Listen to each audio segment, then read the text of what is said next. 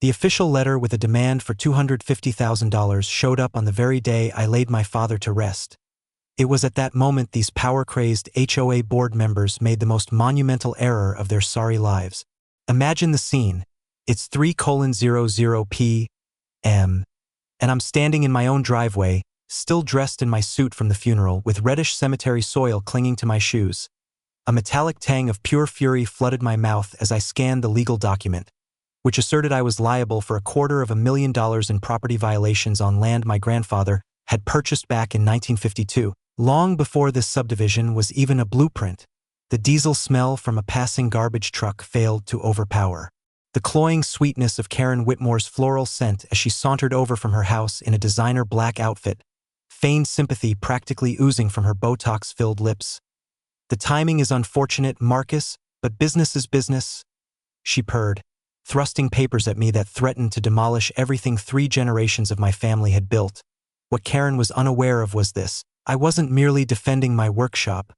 I was on the verge of learning that I was the legal owner of half of her cherished neighborhood. What would you do if an HOA Karen attempted to seize your family's land while you were in mourning? Share your most creative revenge scenarios below. Where are you tuning in from? I'm curious to know if your own neighborhood has its share of HOA horror stories. Let me rewind and explain how this situation developed, because grasping my family's history is essential to fully appreciating the spectacular crash and burn that awaited Karen. My name is Marcus Castellano, I'm 42 years old, and I'm a third-generation contractor. I took over my father's construction company, inheriting along with it every callus on his hands and every stubborn value he held. The property at the heart of this conflict is a 3-acre parcel that my grandfather, Antonio, acquired in 1952 for a sum of $800 in cash. Just picture it. In those days, our property was enveloped by nothing but cornfields and cattle pastures as far as you could see. The house itself is a modest, 1,200 square foot ranch that has certainly seen better times but remains as solid as a rock. The truly important part is the large workshop, where the buzz of my welding equipment blends with the sound of gravel crunching beneath steel-toed boots, continuing a legacy that dates back 70 years. I had recently finalized a difficult divorce, and my 16-year-old daughter, Emma, comes to visit every other weekend. She is the center of my world, seeing her learn to handle Grandpa's old tools in the very same workshop where he instructed my father, and my father instructed me. Well, that piece of land signifies everything worth defending. Now, allow me to introduce the villain of this tale, Karen Whitmore, at 38 years old. She is a former pharmaceutical sales representative who remade herself into a community leader after relocating to the Willowbrook Estates development 8 years ago. Karen is about 5 feet 6 inches tall in her expensive heels, with the kind of intensely blonde hair that practically shouts, "I need to speak with your manager," from several blocks away. Her strong floral perfume precedes her like a poisonous mist. She resides in a 4,200 square foot colonial-style house, complete with a perfectly manicured lawn and an imported Italian fountain that likely cost more than my work truck. Karen managed to get elected as HOA president by using a mix of social engineering, proxy votes from absentee neighbors, and something I can only characterize as weaponized passive-aggressiveness. She is the sort of person who will smile while betraying you, then feign surprise when you get blood on her expensive rug. Here is the story of how the neighborhood grew up around us. My family's property predates all of it by 5 decades. As recently as 2003, we were still bordered by farmland. That year, Hartwell Properties purchased 200 acres and constructed a 47-home subdivision that literally encircled our land. The developer presented my grandfather with an offer of $400,000 to sell, which was a significant amount of money at the time. However, Grandpa, bless his obstinate Italian spirit, declined, and the property was passed down to my father after Antonio's death in 1994. As more families settled into their immaculate suburban haven, they grew more and more hostile toward what they saw as my unsightly workshop. It didn't matter that we had been there first. It didn't matter that my business is run entirely in compliance with city laws. The feel of the worn leather from my grandfather's surveying tools, still sharp and accurate after 70 years, serves as a daily reminder that some things are worth holding on to. No matter what others may believe, Karen's crusade against me began with minor issues. Noise complaints about work starting at 7 a.m. Even though city regulations permit construction to begin at 6:00 a.m., she insisted I conceal my equipment behind site barriers to safeguard their precious property values. She alleged that my business attracted undesirable elements to their family-oriented neighborhood, coded language I understood but initially chose to overlook. The harassment intensified in a methodical way. She managed to have city inspectors come to my property 6 times over 3 months, frantically trying to find any violations. They came up empty because there was nothing to discover. Everything I do is lawful, permitted, and conducted professionally, but Karen was not done. The breaking point arrived as that $250,000 fine for unauthorized structures and environmental violations.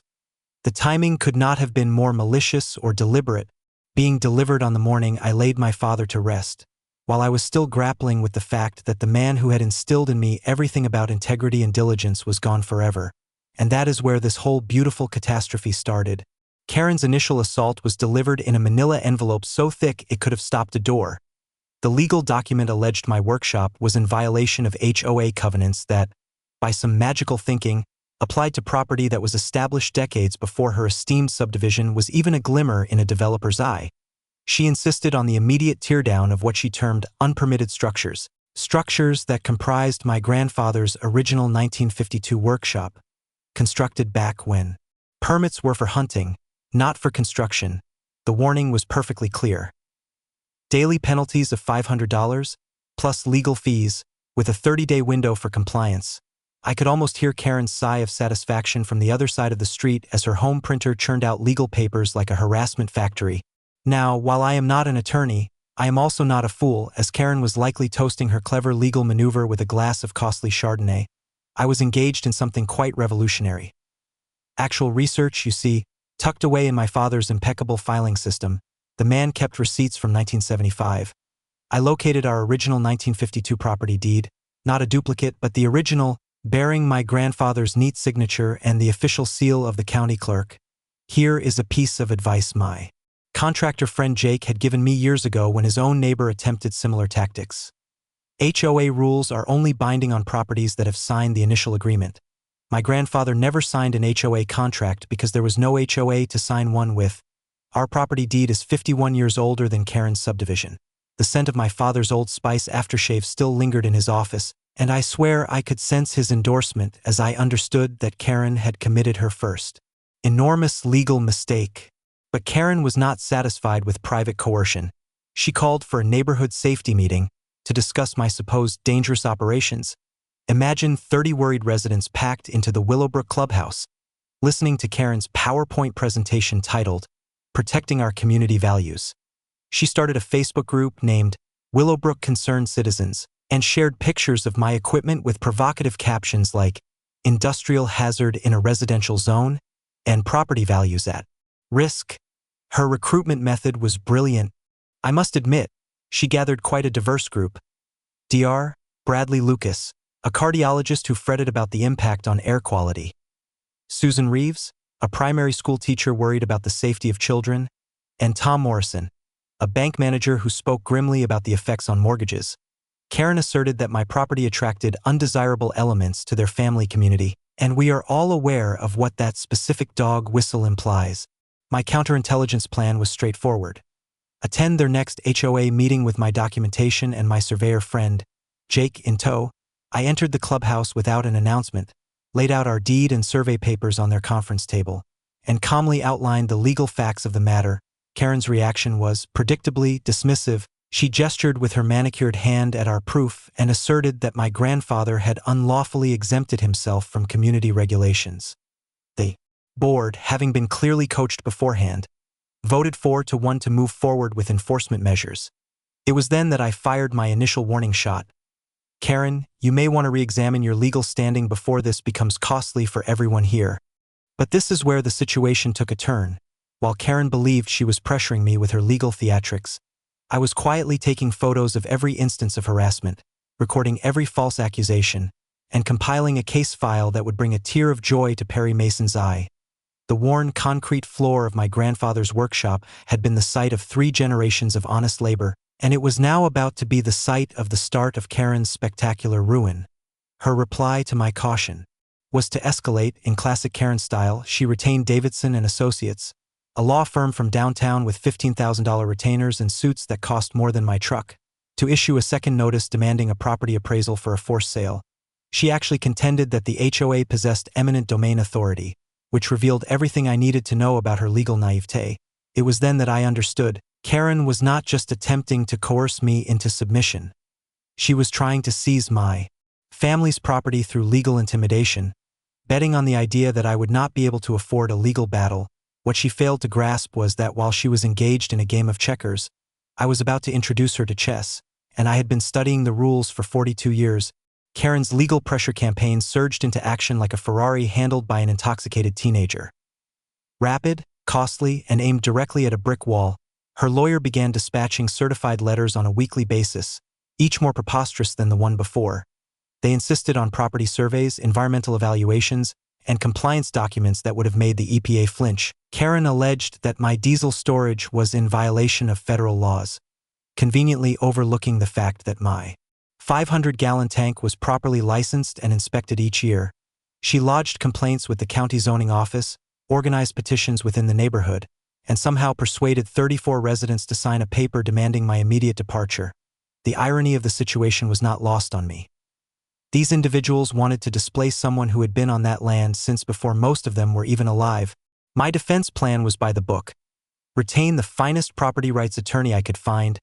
Rebecca Santos was highly recommended by Jake's brother-in-law, who had hired her to handle a similar HOA ordeal in the adjacent county. Rebecca's expertise was precisely in this kind of property conflict, and her initial advice was invaluable. Record everything, believe nothing, and never show them you're nervous. Consequently, I set up security cameras around the perimeter of my property, compiled detailed timelines of every harassment event, and submitted countercomplaints for defamation and harassment. I also recalled something my father had taught me about confronting bullies. Sometimes the most effective defense is to let them hit themselves. Karen's next brilliant maneuver was to find out that a storage shed addition to my workshop, built in 1998, was missing a specific permit. From a technical standpoint, she was correct. My grandfather had constructed it before current permitting regulations were in place. However, Karen treated this finding as if she had discovered lost treasure, almost skipping to the subsequent HOA meeting to declare her triumph. The city code enforcement officer, a sensible man named Dave who had collaborated with my father for years, issued a violation notice as he was required to. The penalty was $50,000 plus a mandatory removal, a significant sum that would be painful but not financially ruinous for me. Karen celebrated too soon at the following HOA meeting, already envisioning how she would use the legal fees she was sure she would win. What Karen was unaware of was that I had been engaged in my own research endeavor.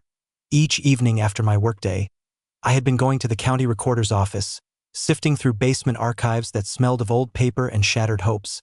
The fluorescent lights hummed above as I made copies of documents that went back to the 1940s. It was there that I discovered the initial flaw in Karen's flawless little world. The original plat maps of the subdivision revealed a fascinating detail. You see, when Hartwell Properties established Willowbrook Estates in 2003, their surveyor made what my old contractor associate Pete would describe as a hoopsie. They had incorporated 0.3 acres of my family's property into their development schematics, land they did not own, could not legally sell, and had no authority to build on. But there's more. Several homes in Karen's cherished neighborhood were partially constructed on my land. The foundation of 1247 Maple Lane extended 8 feet over my property line. The garage at 1251 Maple went 12 feet onto my land. And the real gem. The HOA's community playground was situated entirely on property my grandfather had been paying taxes on for half a century. My evening research brought to light something even more compelling. Tucked away in a dusty file cabinet labeled Water Rights 1950 to 1960. I unearthed a 1953 agreement that gave my grandfather exclusive water rights to the natural spring that supplied the whole area. Every single drop of water that flowed through Karen's retention pond, every sprinkler system that kept those immaculate lawns green during dry spells, every gallon that fed that absurd Italian fountain. All of it originated from my spring. Karen had been infringing on my water rights for 8 years without even realizing it. The sweet irony of the situation was delightful. While she was attempting to fine me into oblivion, she had been pilfering my water to uphold her ideal suburban community. I held these findings close, heeding Rebecca's counsel about not revealing my hand prematurely. Instead, I discreetly hired a professional survey crew to remap my entire property using GPS coordinates and contemporary technology. The findings verified what those old county records had suggested. 12 houses were encroaching on my land. The HOA common area was, in fact, my private property, and Karen's own backyard gazebo extended over the property line by 8 feet. The small twist that was about to change the game. While Karen believed she was moving in for the final blow with her permit violation finding, I was holding information that could literally compel half the neighborhood to move their houses. However, I was not yet prepared to play that card. Occasionally, the most satisfying revenge is to allow your adversary to believe they are on the verge of victory, right up until the instant they realize they have been digging their own grave. Karen had no inkling that she was about to learn a very costly lesson about the distinction between property law and wishful thinking. Karen's decision to involve federal authorities was akin to watching someone request an airstrike on their own location. She contacted every agency known by an acronym, asserting that I was conducting an unlawful business on residential land and causing safety risks that endangered the entire community. The health department, fire department, zoning enforcement, and even the EPA. Karen was determined to have them unleash bureaucratic hell upon my modest enterprise. The series of inspections that ensued was quite a spectacle. For different agencies arrived at my property within a single week, clipboards ready, searching for infractions that only existed in Karen's agitated mind. The fire department confirmed that my equipment was stored correctly and my workshop met all codes. The health department found no contamination, no improper handling of waste. Nothing at all. Zoning affirmed that my operations were within residential regulations. The EPA inspector even praised my adherence to environmental standards. Karen's reaction to these clean reports? She accused every single inspector of being corrupt and insisted on a second round of inspections from state-level bodies. Seeing her have a breakdown in front of the city council was like watching a final boss battle with a Karen. She employed all her classic tactics with growing desperation. In the meantime, my lawyer, Rebecca, was informing me about a legal concept called adverse possession that sent a chill down my spine. She explained it in a way that would terrify any property owner. If someone encroaches on your land for 20 years without you raising an objection, they can legally take ownership of it. The countdown had begun when Hartwell Properties constructed those first homes in 2003, and we were already nearing the critical point. The texture of those aged leather law books in Rebecca's office felt as soft as cloth in my hands as she presented me with numerous cases of property owners who had lost their land due to legal unawareness. I had a brief opportunity to reclaim what was rightfully mine, but I needed to be strategic. Karen's media outreach was her next brilliant act of foolishness. She got in touch with Channel 8 News regarding the commercial operator threatening residential safety. Setting up an interview with reporter Jessica Mills, Karen presented herself as the valiant community advocate striving to safeguard property values and family well-being from my supposedly hazardous activities. The wonderful thing about the truth is its inconvenient tendency to emerge when you least anticipate it. When Jessica Mills arrived with her camera team, I was prepared. I did not get angry. I did not shout. And I did not provide them with the unhinged property owner footage they might have been hoping for. Instead, I calmly showed them my documentation. My permits, my grandfather's original deed, the timeline of harassment, and Rebecca's legal assessment of the situation. Jessica was a genuine journalist, not just another pundit seeking easy conflict. She could distinguish between a real news story and a neighborly disagreement that had escalated. The segment that was broadcast was not titled, "Zoning Violation Threatens Neighborhood." It was called, "HOA Overreach." When property rights clash with suburban ideals, Karen's rage at the biased coverage was something to behold. She contacted the station, demanding retractions and alleging a conspiracy. But this is where her escalation truly backfired.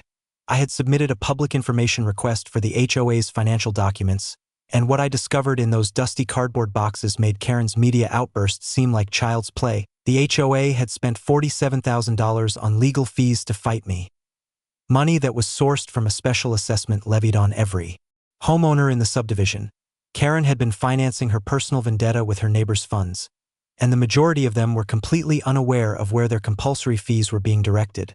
The smell of old paper and betrayed trust hung in the air as I recorded expense after expense that served no one but Karen's ego and her lawyer's bank balance. Several neighbors began to pose difficult questions about the unapproved expenditures. Why were the quarterly assessments suddenly doubling? Where was the money allocated for road upkeep and landscaping? The answers were all there in Davidson and Associates billing records.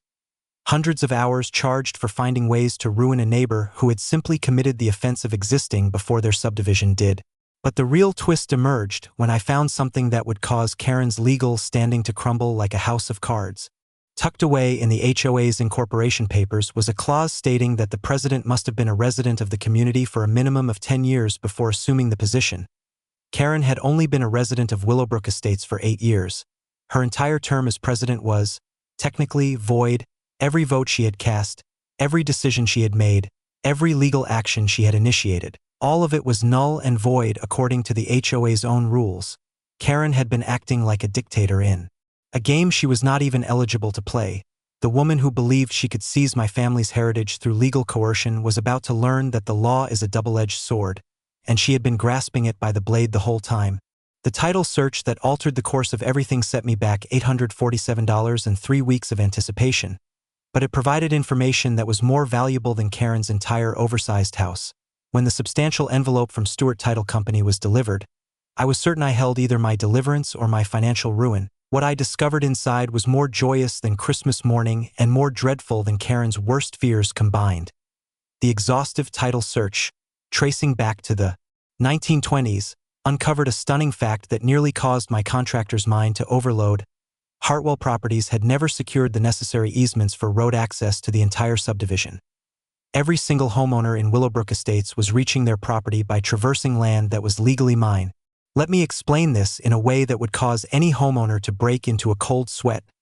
Those lovely, tree-lined roads that meandered through Karen's ideal suburban community, the main gateway with its grand stone pillars and the Willowbrook Estates sign, the whole network of roads that linked 47 homes to the outside world. All of it crossed over my family's land without any legal authorization. The original 1952 boundary survey was more precise than the 2003 subdivision survey, and the developer's surveyor had made a 12-foot mistake on the eastern property line.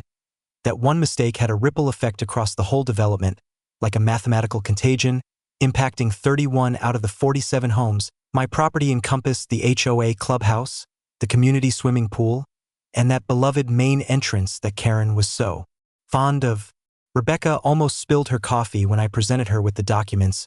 "Marcus," she stated, her voice just a whisper, "you are not just dealing with property rights infringements here. You possess the ability to completely shut down an entire neighborhood." The financial ramifications were enormous. Property tax records indicated I had been paying taxes on land that was being occupied and used by others. The county assessor consented to look into the matter, which meant my neighbors were facing increased tax bills once the property lines were officially rectified. Insurance providers would require new surveys before they would renew policies.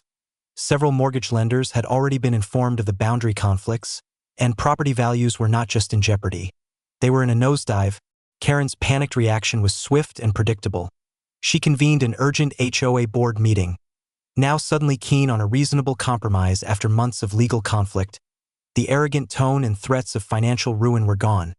In their stead was a desperate woman proposing $75,000 for easement rights to land that was worth 10 times as much. "This is merely an innocent error made by the former developer," she argued, as if repeating it would make it a fact. "We can resolve this amicably, as neighbors." But the water rights bombshell was still waiting to be dropped. My grandfather's 1953 contract granted me sole authority over the natural spring that yielded 50,000 gallons of water per day. Water that Karen's neighborhood was using at a rate of 35,000 gallons daily for landscaping and that absurd retention pond.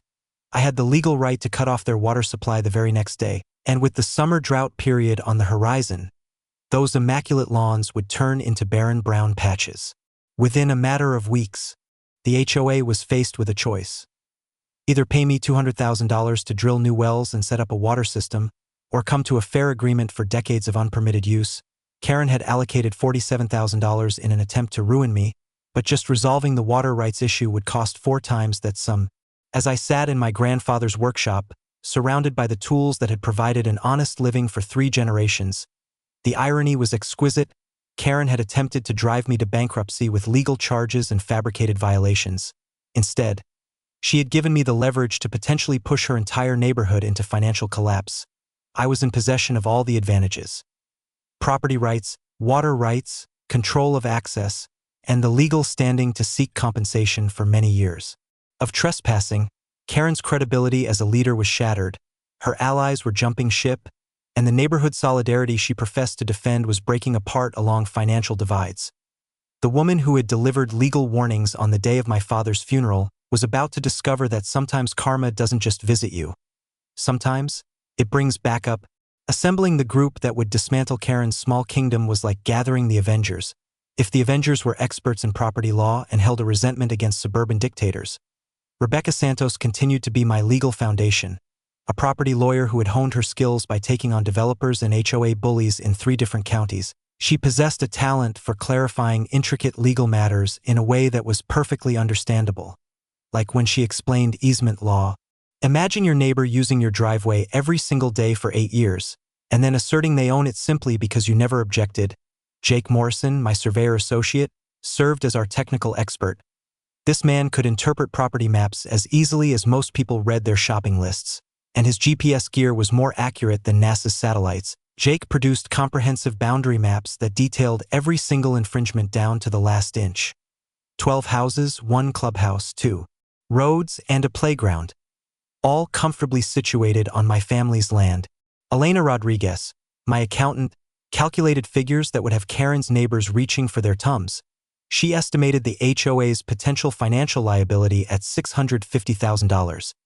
$200,000 for legal defense, $300,000 for new surveys and title insurance, and $150,000 for water system infrastructure.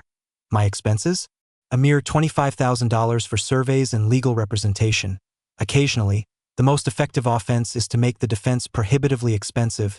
Dave Kowalski, my contractor friend who had collaborated with my father for 15 years, assisted in documenting every enhancement I had made to the property.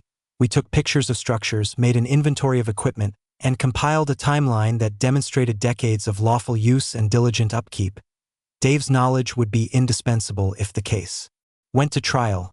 No one understands construction standards better than someone who has been in the business for 30 years. Sarah Lucas, an environmental consultant recommended by Rebecca, examined my water rights with scientific exactitude. Her report verified that my spring yielded 50,000 gallons of water daily, whereas the neighborhood used 35,000 gallons for irrigation and pond upkeep. The legal process was beautifully straightforward. Water licensing necessitated my approval for any commercial or communal use. Rebecca outlined our legal approach using language that a contractor could easily grasp.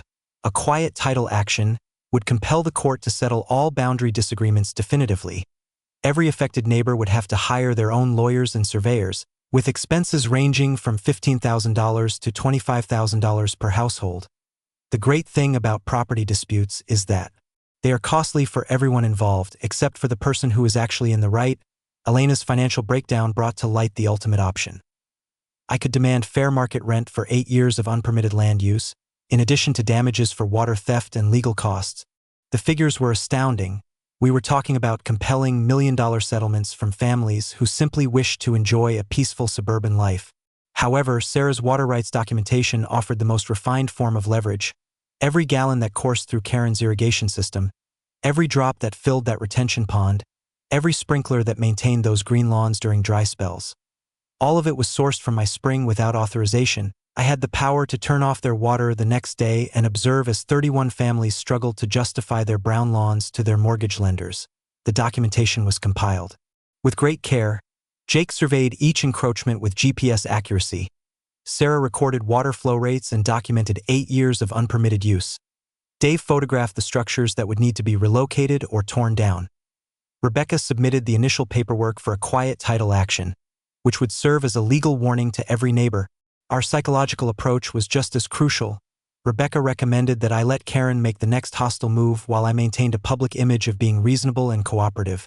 Every time Karen escalated the situation with threats or outbursts, I would counter with calm professionalism and well-documented evidence.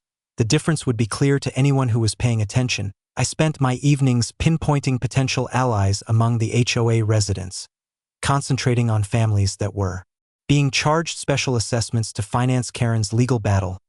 Several neighbors had already expressed their support in private, annoyed by the squandering of their mandatory fees on what they accurately saw as a personal feud. The steady hum of my copy machine churning out legal papers became the sound of justice being served. The media strategy was essential. Rebecca trained me in interview skills, stressing key points about property rights, legal precedents, and equitable solutions. We rehearsed maintaining composure under aggressive questioning. As Karen's supporters would attempt to paint me as the unreasonable one, the objective was to manage public perception, to let the community see who was genuinely trying to find solutions versus who was causing the problems. Everything was coming together like a perfectly planned construction job. We had the legal groundwork, the technical knowledge, the financial assessment, and the strategic patience to allow Karen's increasingly frantic actions to reveal her true nature. Sometimes, the most effective way to overcome a bully is to provide them with enough rope to hang themselves. The woman who had tried to seize my family's legacy was on the verge of learning that preparation always trumps desperation. Karen's slide into outright desperation was an object lesson in how not to manage a losing hand. She convened an urgent homeowner meeting, calling for a special assessment of $500 from each household to finance what she melodramatically termed the fight for our community's future. Standing at the Clubhouse podium in her power suit, her voice strained with feigned emotion, she portrayed me as a kind of property rights extremist holding their neighborhood captive. The reaction was harsh. 23 families outright declined to contribute more funds to what they rightly saw as Karen's personal crusade. The Jenkins family got up and inquired why their quarterly dues had tripled without any justification. The Rodriguezes insisted on a full audit of the HOA's finances. Even Dr. Lucas, one of Karen's initial supporters, publicly doubted the sense in throwing more money away. The HOA board began losing members more quickly than a leaky boat. 2 directors stepped down within a week, citing worries about financial irresponsibility and ineffective leadership. The remaining board members voted 3-2 to persist with the legal battle. But their resolve was diminishing like mist in a desert. That's when things took a criminal turn. My security cameras, which I was so grateful to have installed, captured someone damaging my equipment at 2:17 a.m. on a Tuesday. The recording was perfectly clear. Dale Whitmore, Karen's husband, was seen puncturing my truck's tires with a utility knife and then spray painting "Move" across my workshop door. The man even glanced straight at the camera at one point, as if he wanted to be caught. The police report was on file by 8:00 a.m. Detective Rodriguez, who had attended high school with my father, shook his head in disbelief as he watched the footage. "Marcus, I've seen some foolish things, but this is on another level of foolishness. This guy is facing charges for criminal mischief, vandalism, and possibly harassment." Karen's reply to her husband's arrest was to assert that Dale was merely looking into ongoing noise complaints and was fully entitled to uphold community standards. She actually stood on her driveway, yelling at news reporters that the police were corrupt and clearly biased in my favor, witnessing your adversary have a complete breakdown in 4K resolution as news cameras roll. "That's a form of therapy money can't buy." I stuck to my composed response, obtaining a restraining order against Dale and bolstering my security with motion-activated lights powerful enough to light up a football field. Every instance of harassment was added to Rebecca's expanding case file, accumulating evidence for a lawsuit that would make Karen's legal expenses seem trivial. But Karen's most epic failure was still on the horizon. City Councilman Roger Pike, a respectable man who had served our community for 12 years, had an unexpected visitor from our HOA president. Karen appeared at his office with a $10,000 campaign donation and a request for him to exert pressure on the zoning department to declare my property a public nuisance. Pike responded exactly as any upright politician would. He informed the district attorney about the attempted bribe and ordered Karen out of his office. The local newspaper reported the corruption story within a few hours, and suddenly Karen's campaign against me was just a footnote to her attempt to undermine local government. The financial strain was building up like pressure behind a failing dam. The HOA's bank account, once healthy with homeowner dues, had shrunk to just $8,000 after blowing $63,000 on anti-Marcus legal efforts. The board treasurer, a soft-spoken accountant named Steve Peterson, made the spending records public during a community meeting that descended into utter mayhem. Homeowners discovered that their compulsory fees had been used to pay for hundreds of hours of attorney time. Private investigators, environmental consultants, and legal filing fees, all to target a neighbor who had simply committed the offense of existing before their subdivision did. Several families threatened to sue the board for the unapproved spending. The property management company, fed up with the ongoing conflict, declared that they would not be renewing their contract. Karen's environmental complaint to the EPA was her last desperate heave into a solid wall. She submitted a report alleging that my diesel fuel storage was contaminating the groundwater. Despite having no evidence and no scientific foundation for her claim, the EPA's investigation lasted 6 weeks and cost the taxpayers thousands of dollars. The findings were a crushing blow to Karen's credibility. Not only did they discover no contamination, but Sarah Lucas's water quality tests demonstrated that my spring water was purer than most city water supplies. The EPA investigators were not happy about the false report, and submitting intentionally false environmental complaints is a federal offense with severe repercussions.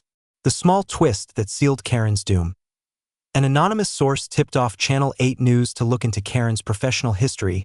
Reporter Jessica Mills found out that Karen had been dismissed from her pharmaceutical sales position 3 years prior for fabricating sales figures and client information. The woman who had presented herself as a champion of community integrity had a recorded history of professional deceit. HOA members who had put their trust in Karen to safeguard their property. Values discovered that their president was a known liar who had been using their funds to pursue personal vendettas. The neighborhood petition calling for her resignation gathered 41 signatures in just 2 days.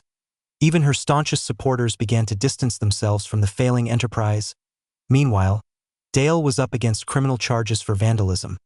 Karen was facing potential federal prosecution for submitting a false EPA report, and their marriage was falling apart under the strain of legal expenses and public shame. The couple who had sought to ruin my family's legacy were methodically ruining their own lives instead. Sometimes, karma doesn't require your assistance. It just needs you to step aside. Karen's final move was to hire a private investigator to find some dirt on me, because it seems that when legal threats, vandalism, and attempted bribery don't work, the next logical course of action is outright stalking. She used $3,000 of her own money. The HOA's funds were completely gone. On some low-budget PI who looked like he had learned his trade from binging Netflix shows, the man was as conspicuous as a neon sign in a quiet room.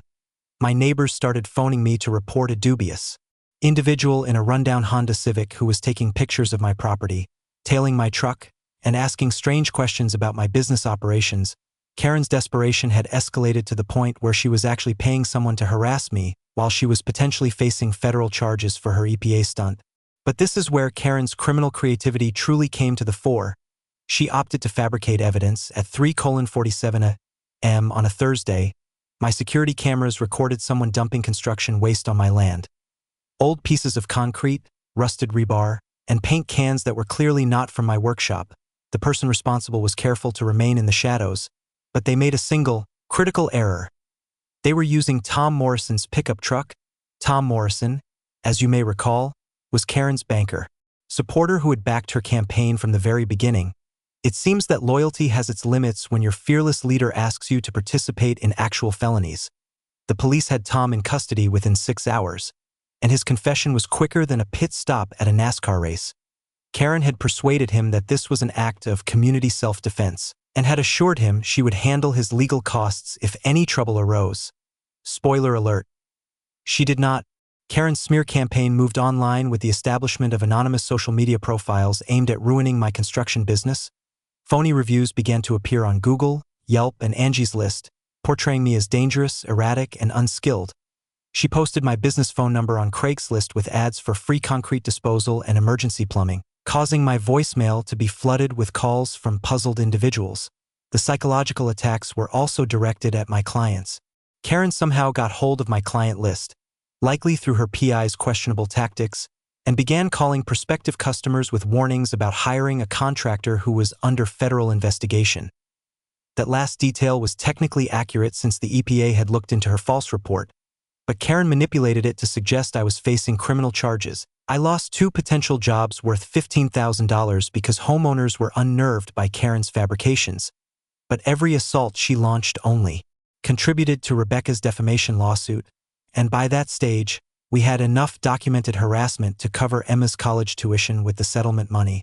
My quiet preparations during this turmoil were like watching a grandmaster in chess arrange their pieces for the final move.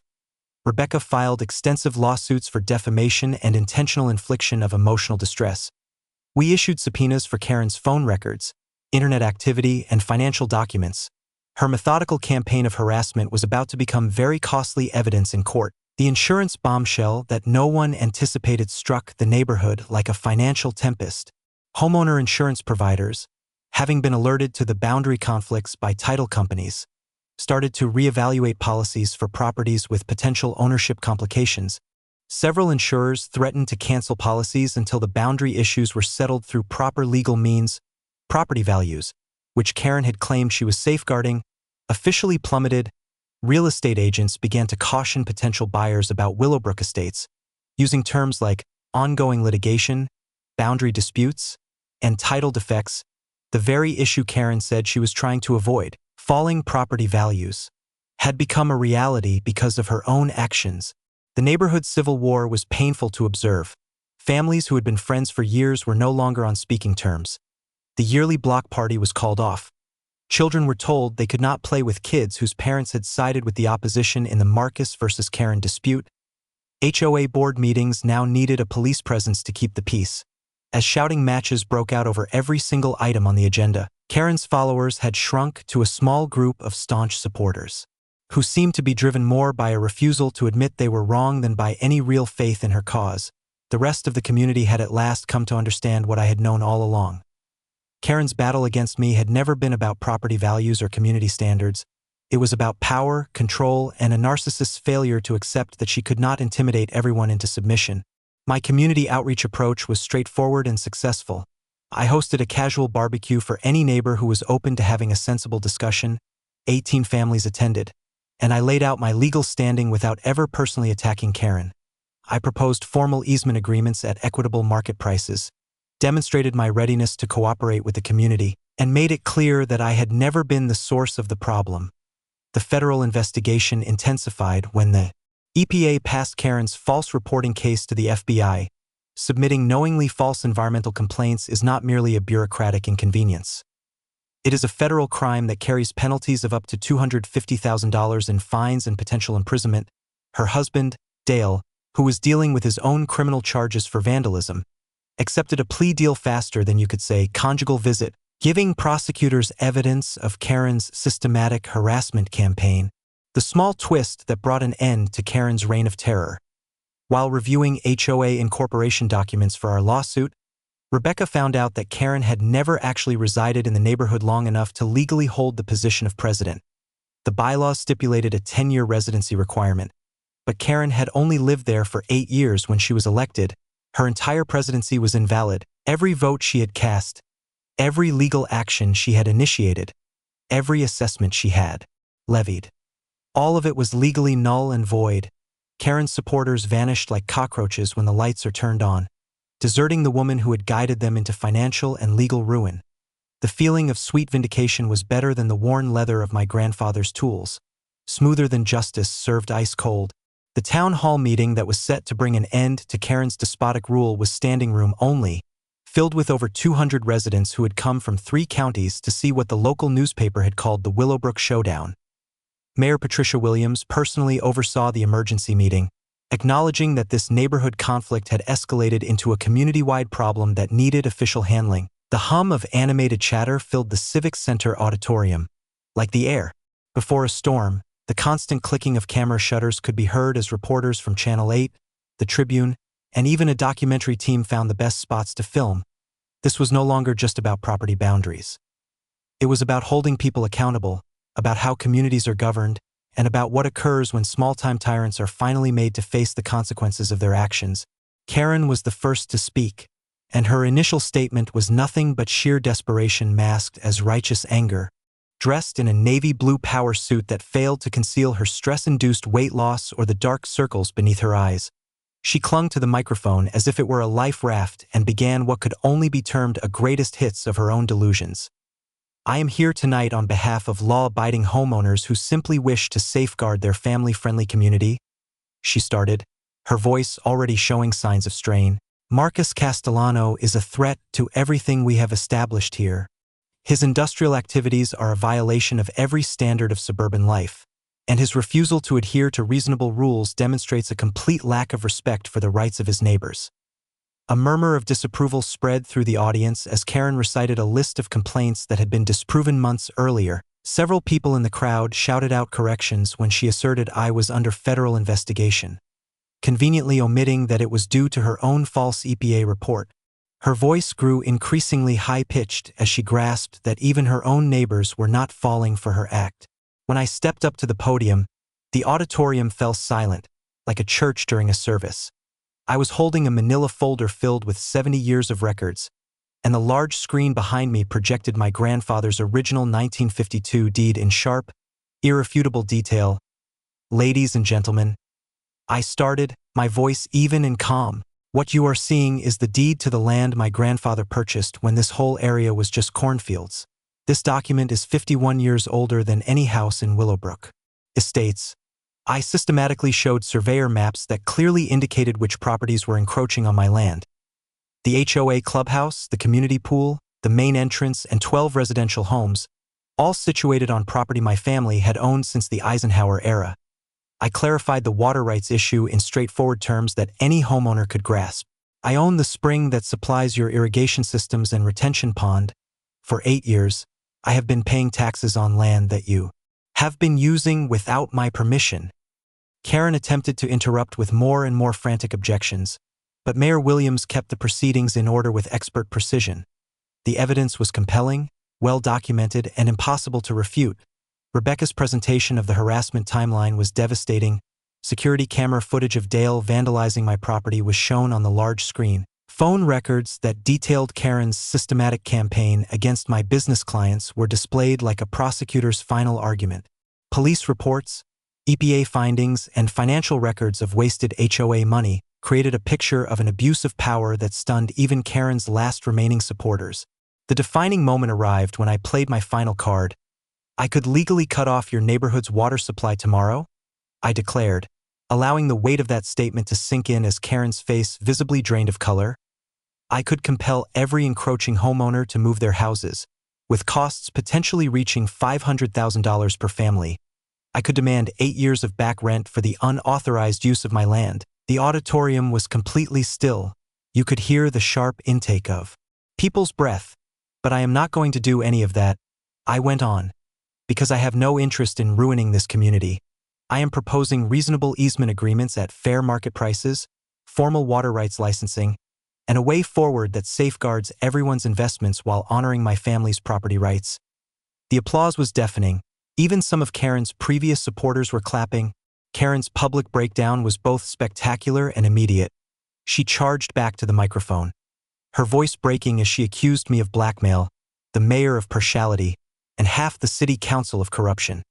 Her makeup began to run from the sweat of her stress as she yelled increasingly nonsensical accusations about conspiracies and cover-ups.